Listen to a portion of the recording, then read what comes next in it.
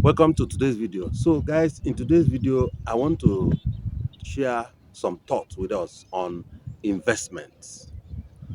Yes, in my previous video I talked about retirement plans and stages of life. So this particular video is like a follow-up to that previous video, because before you do retirement plan, in fact retirement plans are nothing other than investment, so that you can begin to support your life when you are no longer able to work with your physical energy. So today I want to spotlight some mistakes and some problems that exist in investment, especially in this part of the world. So what is investment, guys? I don't want to take it for granted that everybody knows what is investment. An investment is the process of exchanging money in the now for an asset or something that will help yield more money in the future. That's a simple way of explaining to a 5-year-old what is an investment. Now, there are two types of investors. Number one is an average investor.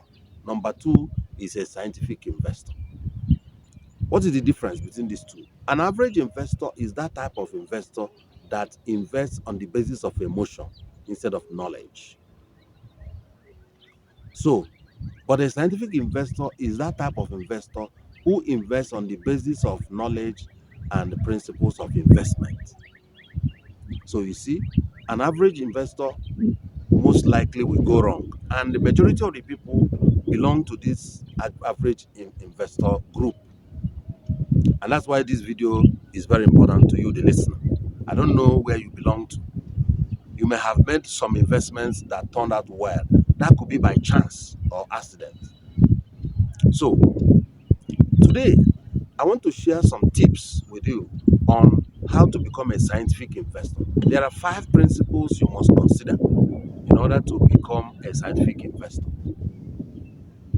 But in this video, I may not treat all the 5 so that the video will not be too long.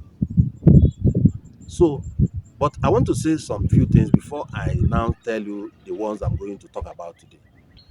When you are making an investment, the first step is for you to make a choice of whether you want to do a short-term investment, medium-term investment, or long-term investment, or a combination of 2 or 3 of them.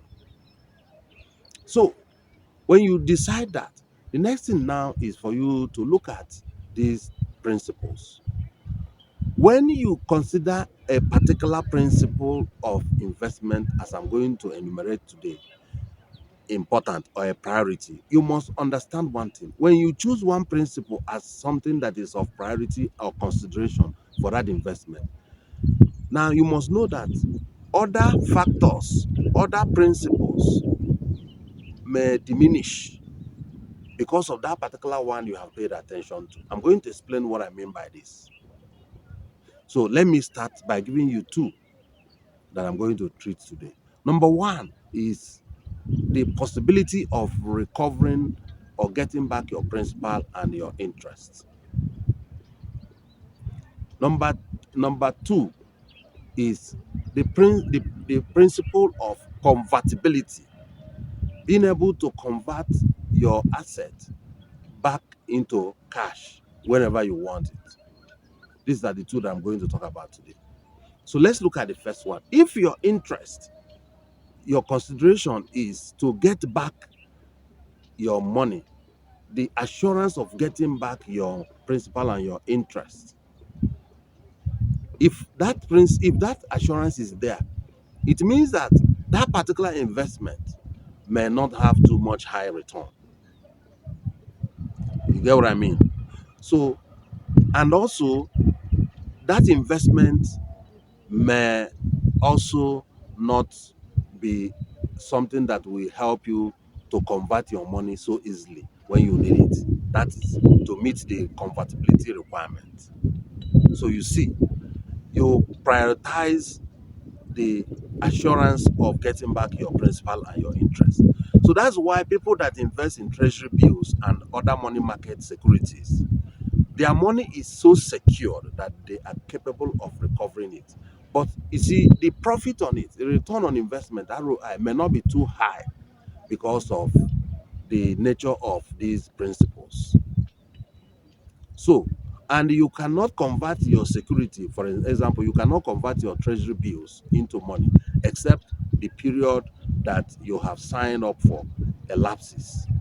You can't wake up midway and say you want to get it back unless the term that you signed elapses. So you see, the number one principle is the guarantee that you are going to get back your principal and your interest.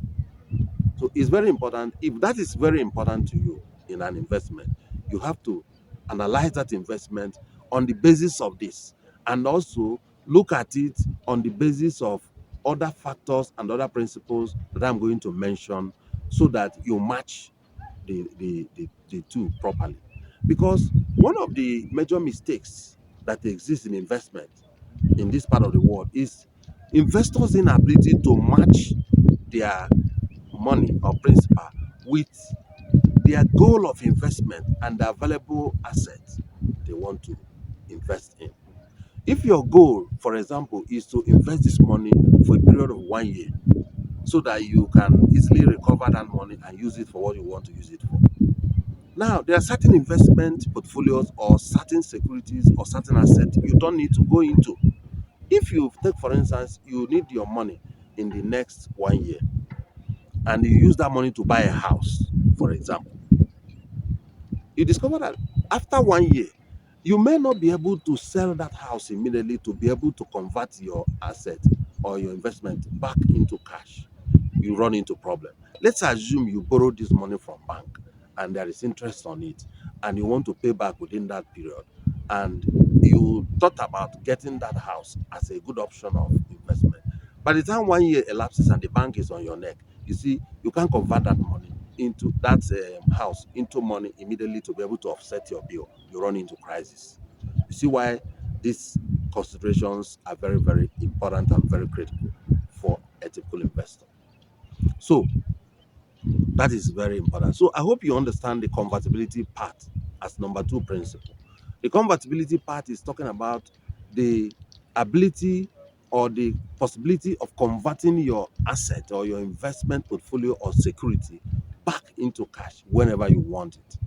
So any investment that has that guarantee of being able to convert the investment security or portfolio back into cash, that investment may not, you know, have high return on investment. You must bear this in mind.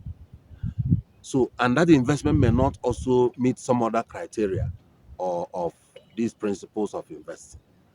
So, whenever somebody is approaching you and telling you about an investment, and the person is painting all manner of pictures about the high return on investment, you need to think critically in line with these principles that I have given you to be able to match what you want to do with what is available, so that it will meet your requirements and your need at a particular point in time, so that you don't end up regretting, or you end up, you know, being a loser at the end of the day.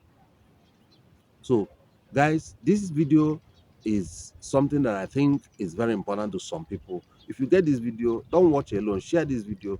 Subscribe to my YouTube channel at Ubuntu TV, and follow me on my Facebook page at Ubuntu TV. Like this video. Let me hear your comment. If you are knowledgeable in any aspect of investment, please share this your views on the comments section. Let us discuss and have more detailed engagement. So I hope this video helps someone today to make a very good and decent investment choice. So please watch out for my next video, and see you.